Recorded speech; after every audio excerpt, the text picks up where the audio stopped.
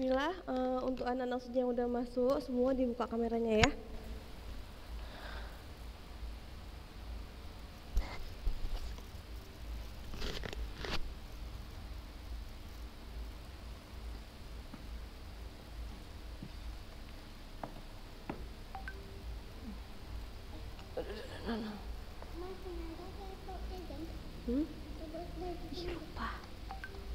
Lupa mama. Jangan ya nak, jangan nak.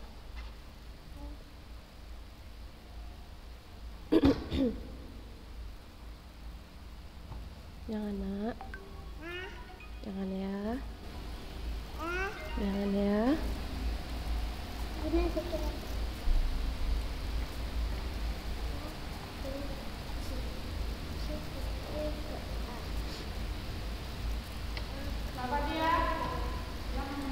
Udah semuanya dibuka kameranya. Mas Jelit masih belum buka semua ini. Kalau udah semua biar kita mulai, tapi kalau belum dibuka kameranya semua, Ustazah nggak mulai ya nak.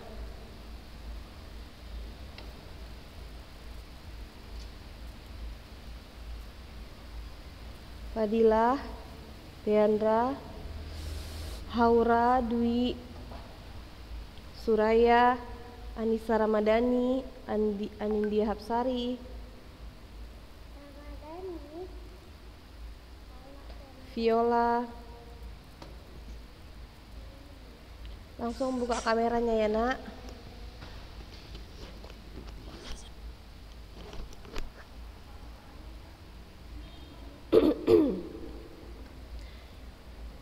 Kita mulai aja ya. Assalamualaikum warahmatullahi wabarakatuh. Waalaikumsalam warahmatullahi wabarakatuh. Apa kabar anak-anak Ustazah? Sehat?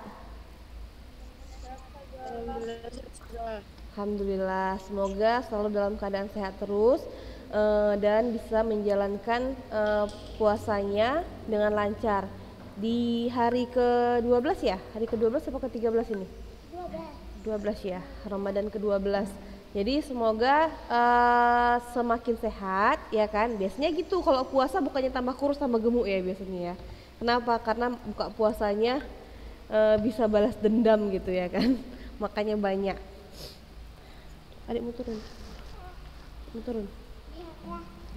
Sama Mbak ya. Sama Mbak ya.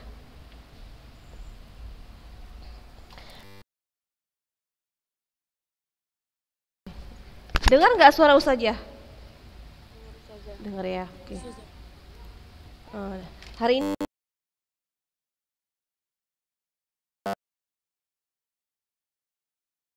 getaran dan gelombang. Kemarin tuh kita udah sampai frekuensi kan, frekuensi gelombang. Nah, berdasarkan frekuensi gelombang itu ada beberapa jenis frekuensi yang dia bisa didengar ataupun tidak didengar gitu kan. Nah, berdasarkan frekuensinya bunyi itu dibagi menjadi 3, yaitu infrasonik, audiosonik, dan ultrasonik.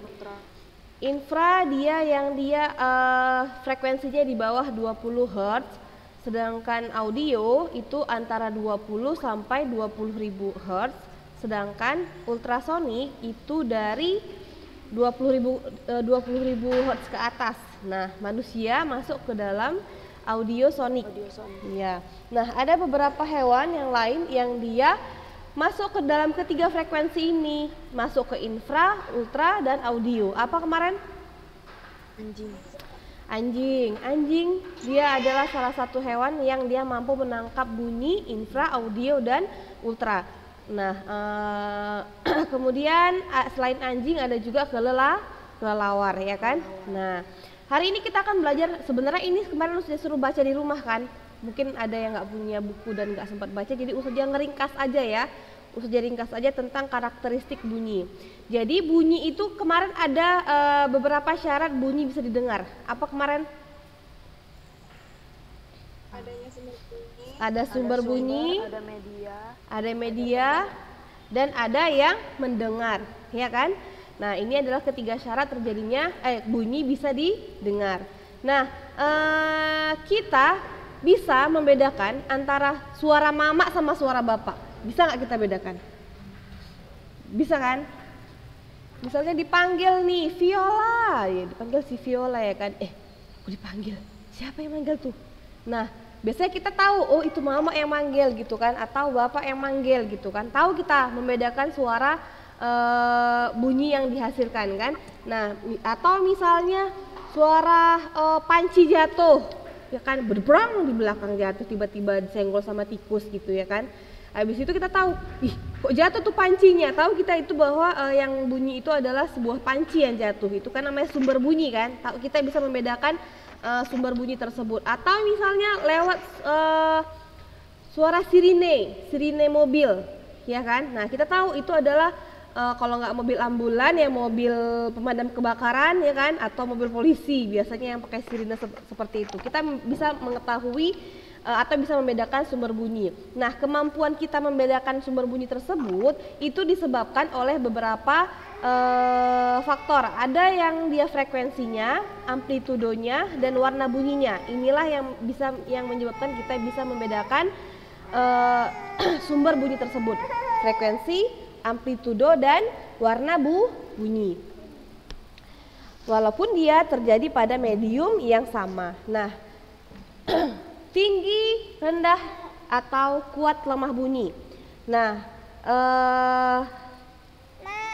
pada orang dewasa suara perempuan itu lebih tinggi dibandingkan suara laki-laki, ya kan? Itu kenyataannya, suara perempuan itu dia lebih tinggi daripada suara laki-laki. Kenapa? Karena pita suara laki-laki itu bentuknya lebih panjang dan berat. Inilah yang mengakibatkan laki-laki memiliki nada dasar sebesar 125 Hz.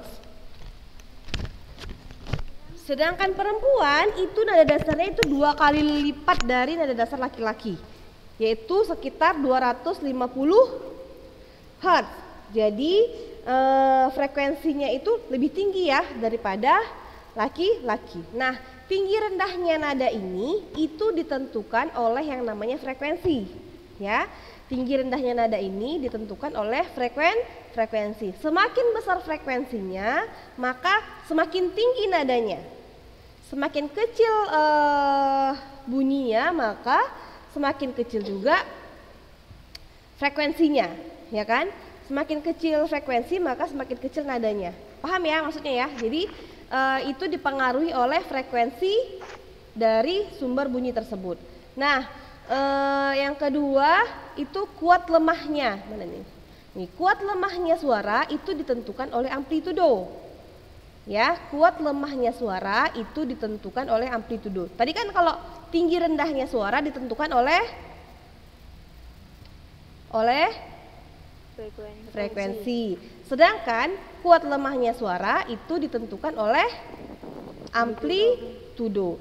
Semakin besar amplitudonya, maka suaranya semakin kuat, semakin keras gitu ya. Nah, begitupun sebaliknya. Nah, itu dicatat ya. Jadi frekuensi itu mempengaruhi apa? Tinggi rendahnya nada. Sedangkan amplitudo mempengaruhi kuat lemahnya suara yang dihasilkan.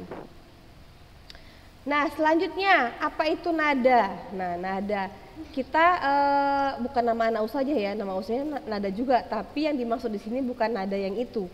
Nada di sini adalah irama yang kita dengar yang dia tersusun secara teratur, atau frekuensinya itu getarannya teratur. Nih, jadi kalau kita lebih enak dengar suara murotal misalnya. Kenapa? Karena frekuensi dari nada murotal tersebut itu dia teratur, sehingga enak didengar. Sedangkan kalau misalnya dalam satu ruangan kita punya kawan semua ngomong misalnya gitu kan, satu kelas itu semua ngomong, yang harusnya tadinya enak didengar jadi nggak enak didengar kan, sakit kuping kita dengarnya kan.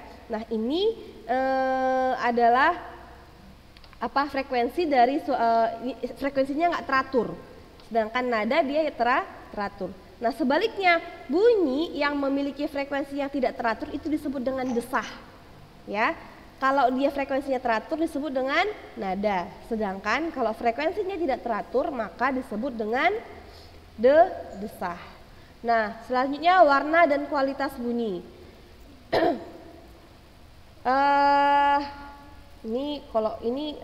Kalau alat musik ya sebenarnya, tapi kita nggak bahas soal alat musik, tapi ini hanya perandaian. Nah, pada saat bermain alat musik, biasanya kita bisa membedakan yang mana bunyi suara gitar, yang mana bunyi suara piano, yang mana bunyi suara drum gitu kan. Bisa kita tahu karena apa? Karena setiap alat musik itu dia mengeluarkan suara yang khas. Nah, suara khas ini itu disebut dengan kualitas bunyi atau yang sering kita sebut dengan timbre. Namanya timbre, suara yang khas yang dimiliki oleh suatu sumber bunyi. Nah, ya. Kemudian manusia juga kualitasnya juga berbeda-beda. Ada yang suaranya merdu, ada yang suaranya serak, ada suaranya enak didengar, ada yang nggak enak didengar gitu kan. Nah, ini juga disebut dengan timbre atau kualitas dari bunyi tersebut. Selanjutnya adalah resonansi. Kalau resonansi ini berhubungan dengan ini nggak boleh. Resonansi ini ya adalah ikut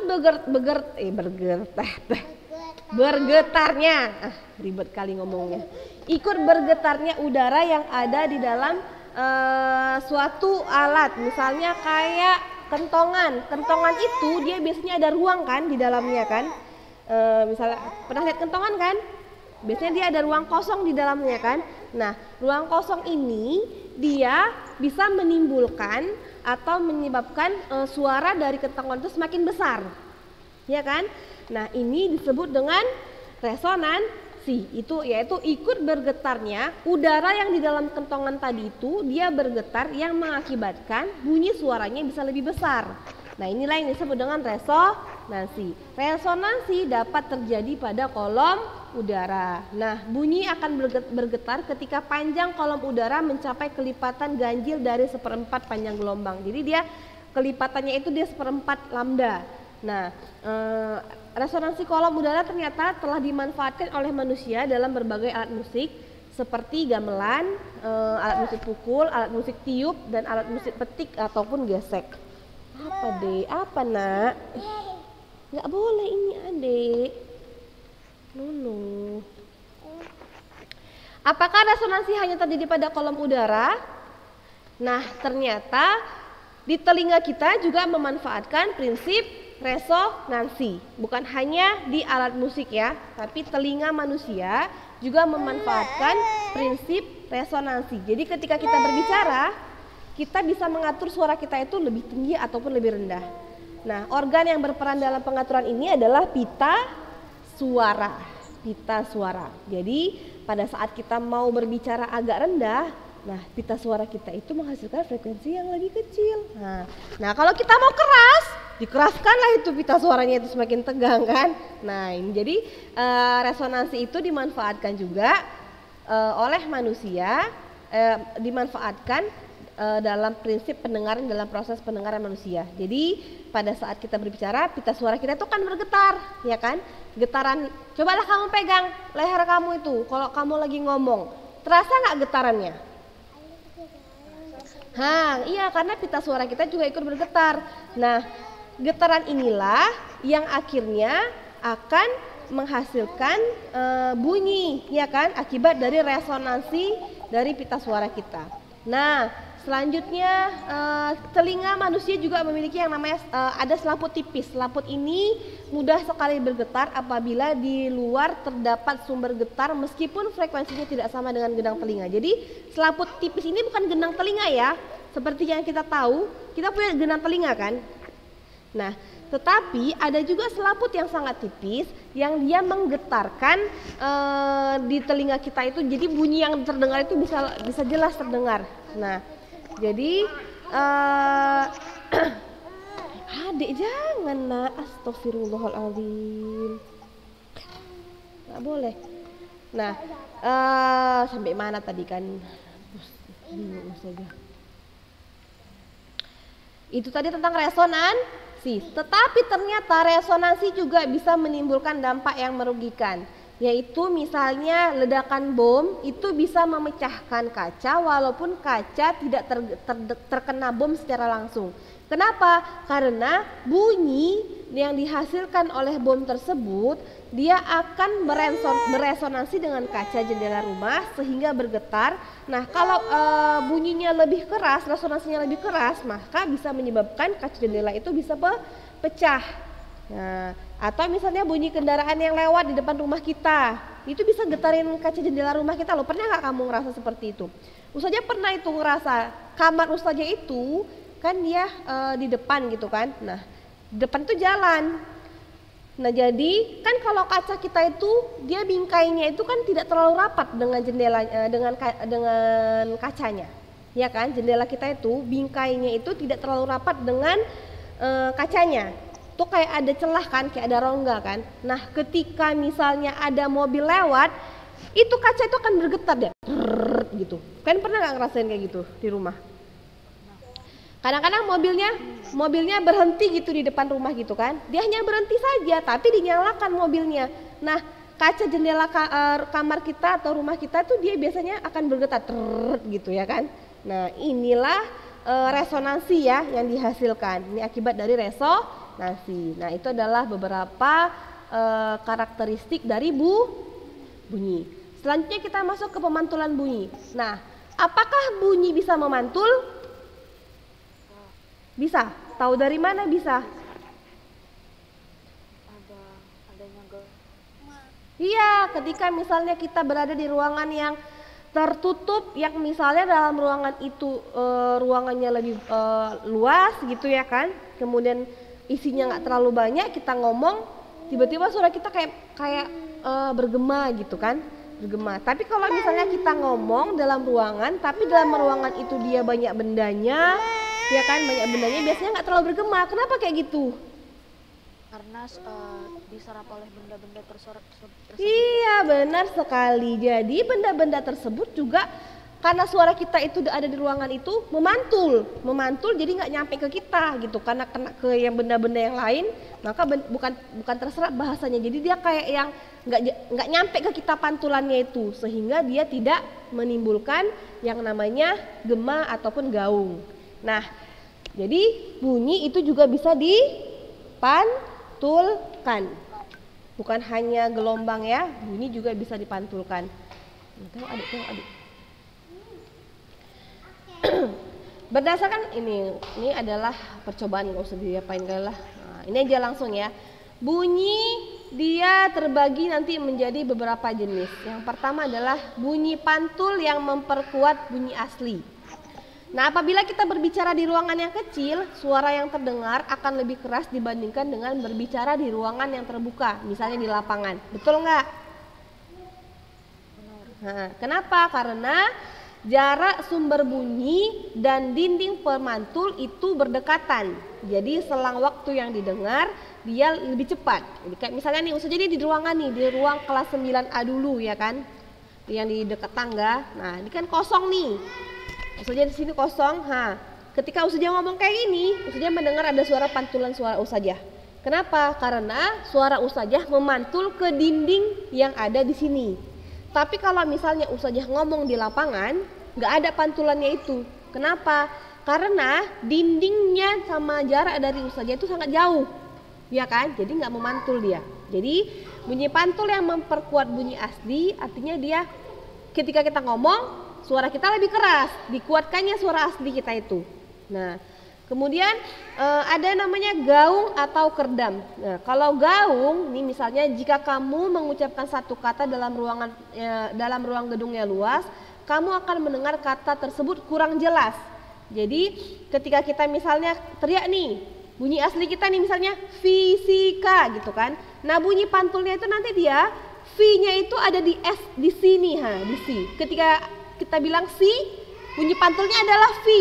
Ketika kita bilang K, bunyi pantulnya adalah si. Nah, jadi bunyi yang terdengar jelas adalah V dan K saja. Si-nya nggak jelas. Paham nggak maksud saja? Ya, jadi dia bunyi pantul yang dia nih terdengar sebagian. Gaung adalah bunyi pantul yang sebagian terdengar bersamaan dengan bunyi aslinya. Nih, bisa dicatat ya. Gaung adalah bunyi pantul yang sebagian terdengar bersama dengan bunyi aslinya sehingga bunyi asli tidak terdengar jelas. Ini disebut dengan gaung. Gaung.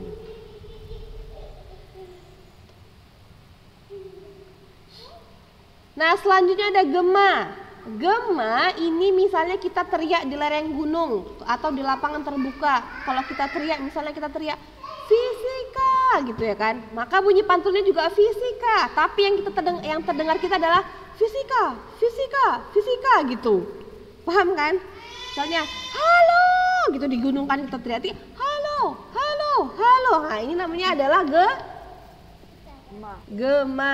Gema adalah bunyi pantul yang terdengar sesudah bunyi asli. Jadi bunyi aslinya udah selesai, barulah keluar gemanya. Ya, jadi dia terdengar jelas. Nah, jadi ada berapa tadi?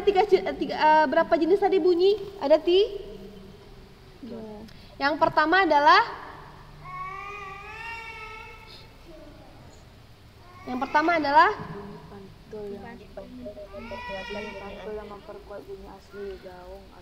bunyi pantul yang memperkuat bunyi asli. Contohnya apa tadi?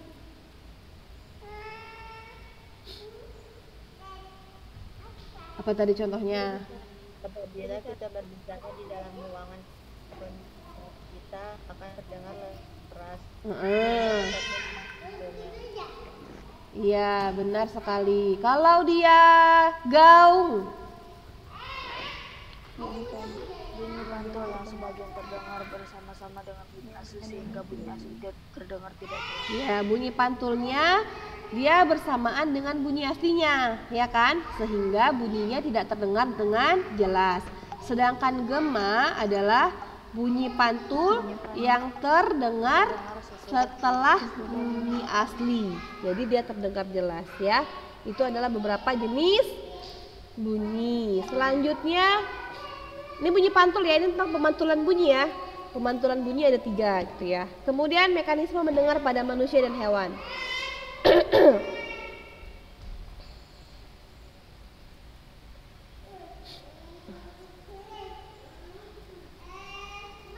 Ini adalah anatomi telinga manusia.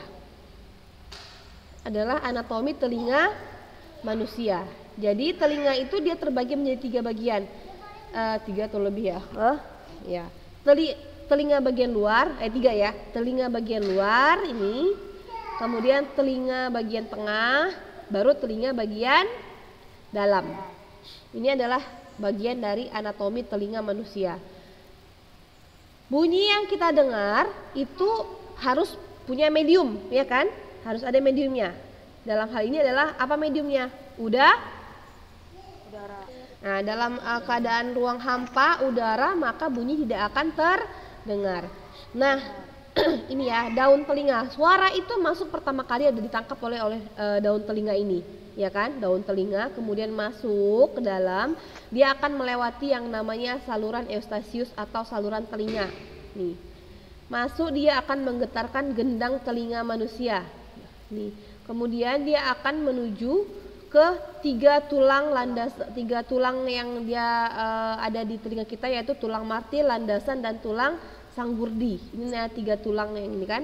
Nah, kemudian yang kita dengar tadi akan menuju ke saluran eustasius. Nanti akan ditangkap oleh saraf pendengaran yang ini rumah siput. Kenapa dibilang rumah siput? Karena bentuknya seperti rumah siput.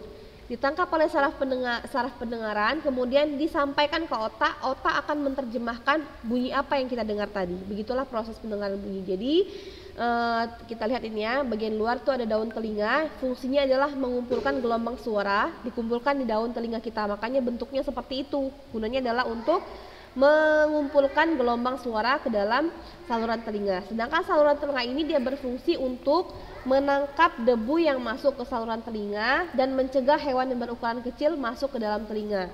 Nah, di sini di saluran telinga inilah yang menghasilkan minyak yang namanya minyak serumen. Makanya dia tuh kayak kalau kita bersihin telinga kita tuh kayak ada cairan-cairan kan. Nah, inilah adanya di saluran telinga. Sedangkan di bagian tengah itu ada gendang telinga dan tulang telinga. Gendang telinga ini fungsinya itu menangkap gelombang suara dan mengubahnya menjadi getaran, kemudian diteruskan ke tulang telinga. Tulang telinga itu ada 3, ada tulang namanya tulang apa tadi? Malleus, martil, atau Kalau malleus ini dia satu ini kan, malleus atau tulang landasan. Nanti ada tulang sanggurdi namanya ini, yang 3 ini. Tulang martil, tulang landasan sama tulang sanggurdi. Ini adalah 3 tulang yang dia setelah lewat dari gendang telinga. Ini gendang telinga kita. Ini gendang telinga. Kemudian ini adalah 3 tulang yang setelah gendang telinga dia akan menuju ke 3 tulang tersebut, tulang martil, tulang landasan dan tulang sanggurdi.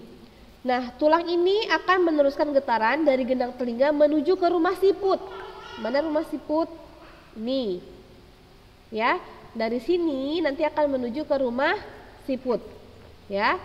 Nah, apa fungsi dari rumah siput? Nah, sebelum masuk ke rumah siput itu ada saluran namanya saluran Eustachius. Ini adalah menghubungkan telinga tengah dengan rongga mulut yang berfungsi menjaga tekanan udara antara telinga tengah dengan saluran di telinga luar agar seimbang. Tekanan udara yang terlalu tinggi atau rendah disalurkan ke telinga luar dan akan mengakibatkan gendang telinga tertekan kuat sehingga dapat sobek. Jadi saluran inilah dia mengatur tekanan supaya telinga kita itu, kalau kita pilek misalnya, kita pilek kan hidung kita kan tersumbat tuh misalnya kan, tersumbat.